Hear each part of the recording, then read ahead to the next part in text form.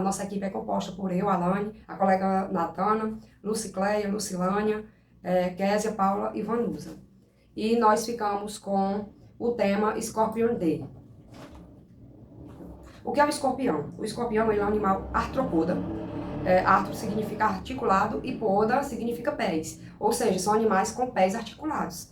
Fazem parte da classe aracnida, né, por terem 8 pernas, isso é uma característica dessa classe. E a ordem, fazem parte da ordem dos escorpiões.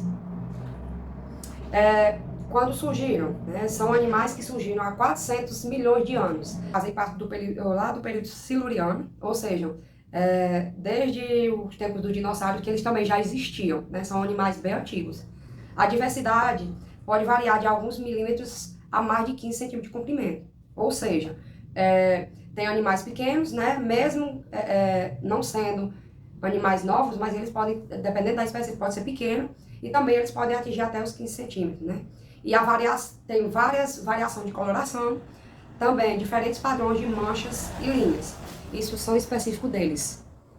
Quais são as características principais, né? Eles possuem carapaça, né, que nós vamos ver mais na frente, que a colega vai explicar sobre cada parte do corpo, que se chama prossoma. Nós temos o tronco, que é conhecido como mesossoma, e a cauda, que é mais conhecido como metassoma, né? Não vou entrar muito em detalhes, porque já tem uma parte específica disso. Quais são os hábitos deles? São animais carnívoros, eles comem insetos, grilos, baratas, entre outros, né? Os hábitos deles são noturnos, né? São muito resistentes a altas e baixas temperaturas e podem sobreviver vários dias sem alimento e sem água, tá? Então, são animais bem resistentes, tanto a temperaturas quentes, principalmente, né? Que a gente sabe que aqui o nosso clima é quente, mas eles são bem resistentes e também podem conviver sem alimentos.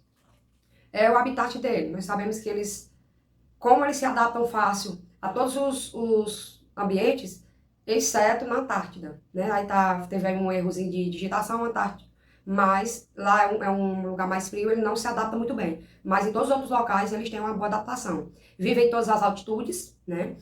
Em florestas úmidas e temperadas, desertos e savanas, sob pedras e madeiras, né? Que são os lugares mais propícios deles se esconder, entulhos. Por isso que a gente tem que ter cuidado, principalmente nas nossas casas, na questão do lixo, né? Porque no lixo é onde eles encontram o alimento dele, né? Que são baratas, alguns insetos, e eles gostam desses lugares, né? Que são mais fáceis para eles se esconderem também, para eles se procriarem.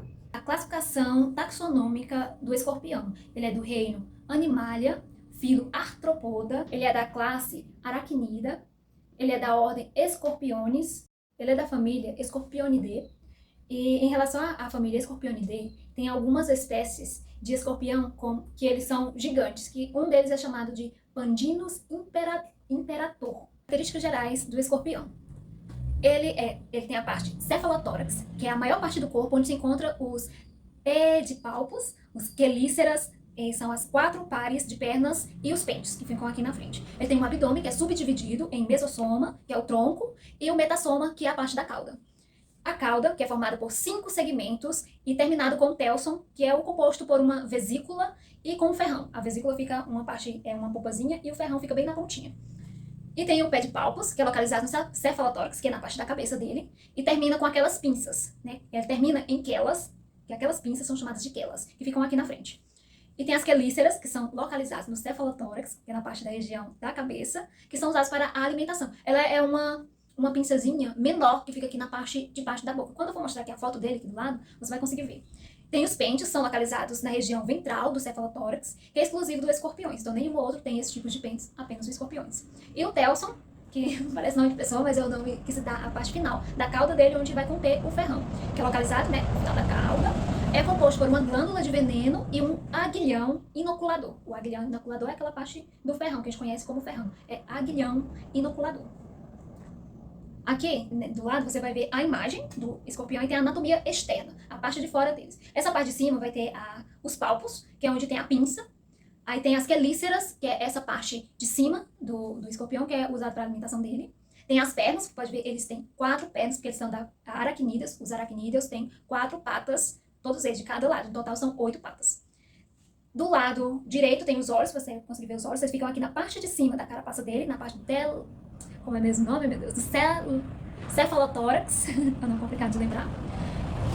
Então fica na parte de cima, tem a carapaça dele, que é toda essa parte que cobre a parte de cima do escorpião.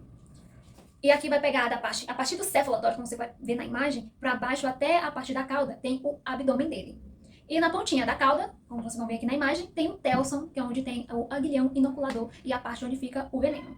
E já nessa outra foto, na mesma foto, na parte direita, mais à direita, tem a parte de baixo do escorpião. Que aí você vai conseguir ver o opérculo genital, né, que fica aqui entre o cefalotórax e o abdômen dele, bem assim no meio, você vai ver. Ele é um pouquinho acima dos pentes, aí aqui embaixo, um pouquinho abaixo, tem os pentes. E já nessa outra parte mais embaixo, que seria onde está o abdômen dele, só que por baixo do escorpião, tem os estigmas pulmonares. E na pontinha do telson, assim, tem o telson, bem no comecinho do telson, na parte de baixo tem o ânus do escorpião. Habitat e distribuição. O que é o habitat do escorpião? O habitat do escorpião é o local onde ele vive, onde ele se reproduz e aonde ele mora, né? Então, o escorpião, ele procura lugares quentes e úmidos, né? Para eles viverem, para eles passarem o dia. Porque o escorpião, ele tende a sair mais à noite para procurar suas presas, seu alimento. Então, vamos lá conhecer um pouquinho mais do escorpião. Para sobreviver por milênios de anos, né? Por esse tanto tempo, os escorpiões se adaptam aos mais variados tipos de habitat, dos desertos, as florestas tropicais e do nível do mar, até a altitude de 4.000 metros. Entretanto, a maioria das espécies tem preferências por climas tropical e subtropical. Passam dias escondidos e preferem lugares escuros entre flechas passam o dia escondidos em lugares escuros entre flechas ou debaixo de pedras, folhas e troncos, ou enterrados na areia no deserto. São comuns em lugares com entulho, ferragem, material para construção, sendo mais ativos à noite, como eu já havia dito, né?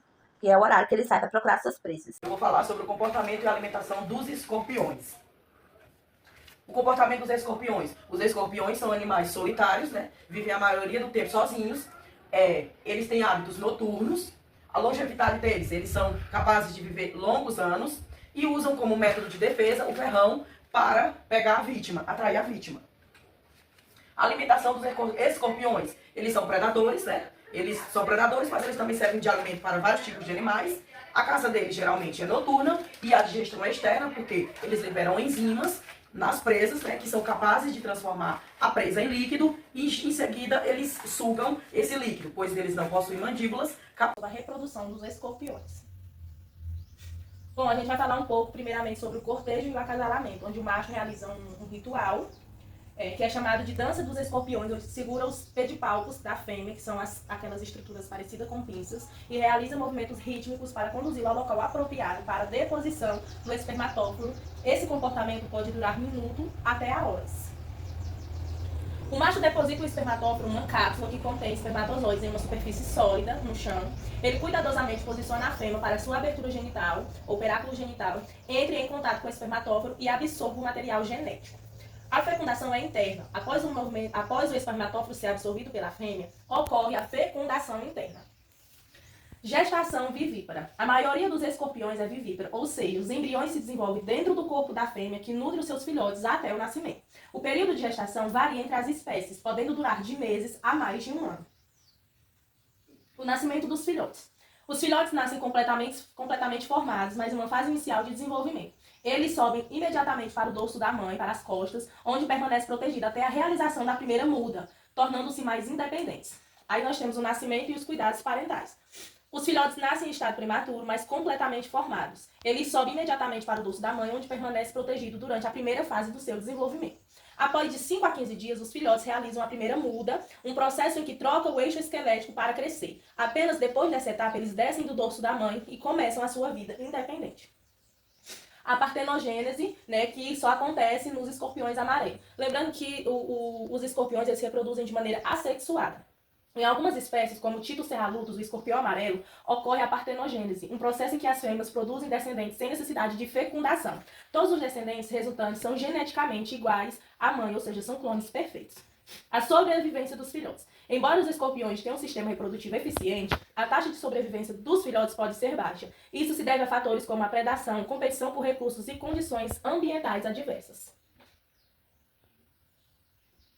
E aqui nós temos a imagem, né, de escorpiões no dorso da mãe, nas costas, onde eles ficam de 5 a 15 dias após a primeira muda para poder sair daí e começar uma vida independente, onde a mãe cuida dos filhotes em um período em que estão em seu dorso, fornecendo proteção contra predadores. Após a primeira muda, os filhotes descem e começam sua vida de forma independente. Importância ecológica dos escorpinídeos, onde eles atuam, né, no controle de populações de inseto, predando insetos e pequenos artrópodes, equilibrando a justiça. Também como reguladores tróficos, né, que mantêm o equilíbrio das cadeias alimentares, como fonte de alimento, que servem de presa para aves, mamíferos e outros artrópodes. Também como bioindicadores, que indicam mudanças ambientais e manipulação habitats. Ciclagem de nutrientes, onde eles contribuem para a saúde e a fertilidade do solo.